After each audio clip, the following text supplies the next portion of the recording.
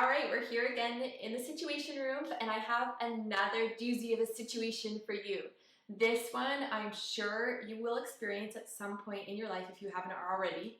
It is when your training or your game or your playing time happens to fall right in the middle of your dinner time. Here we say supper, dinner, that evening meal. And you need to manage having that meal before or maybe after your training. It gets a little confusing, right? And I'll tell you one of my favorite strategies, but it's not the only strategy. I just want you to be equipped with the idea of how you're going to manipulate the things that you want on your plate and out of a performance meal and diet so that you can make sure that that training time in the evening is going to really work for you. And it's going to be probably a lot of what you're going to encounter, especially as an elite athlete. So what you want to think about when you're coming into that training session is, again, the clock. How many hours do you have until you play or train when you're going to eat that meal? So if you're talking about a 7 p.m. game and you want to be eating supper at 5, we clearly only have 2 hours to digest. And that is even an early meal for some, right? So I would suggest that you split your meal into 2 mini meals. So you could literally half your protein, so half your muscle building materials, you can half your superfoods like your vegetables and your healthy fats, and you could take 1/2 before and 1/2 after if you have like a 2 hours to digest kind of thing.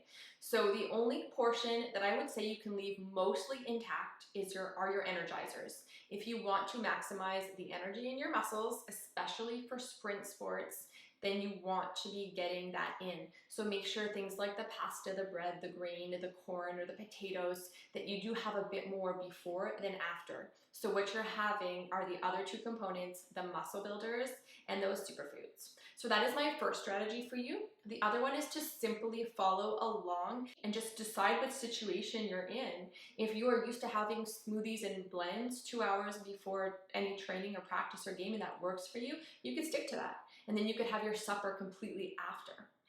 In the case that your training is like at 6 and you really don't have time to have any supper, for instance, my own daughter has a soccer practice at 5. So that is like, we're often meeting at 5:30. It's really literally over top of supper. So there's no way I'm giving her any kind of supper before that. We are going to have potentially a sports food, like a homemade sports drink because she's young, but it could be anything that's like quick digesting to give a little bit of an energy boost. And then after, we have our full supper like normal and have plenty of time to digest that. So then we include all the components of a performance meal, and that works. Now, if you have a delay of over half an hour before you're getting home and maybe you're making your meal and you don't have that intake of muscle building materials right away after your sport, then what I would suggest, and this is especially if you're trying to build muscle mass, you're playing at the elite level, what I suggest is then you do have a snack afterwards that contains muscle builders and energizers if you want, but definitely the muscle builders, and then you will have your main meal when you get to it, so that you do take advantage of this little window that we have to increase muscle build in your muscles right after heavy training.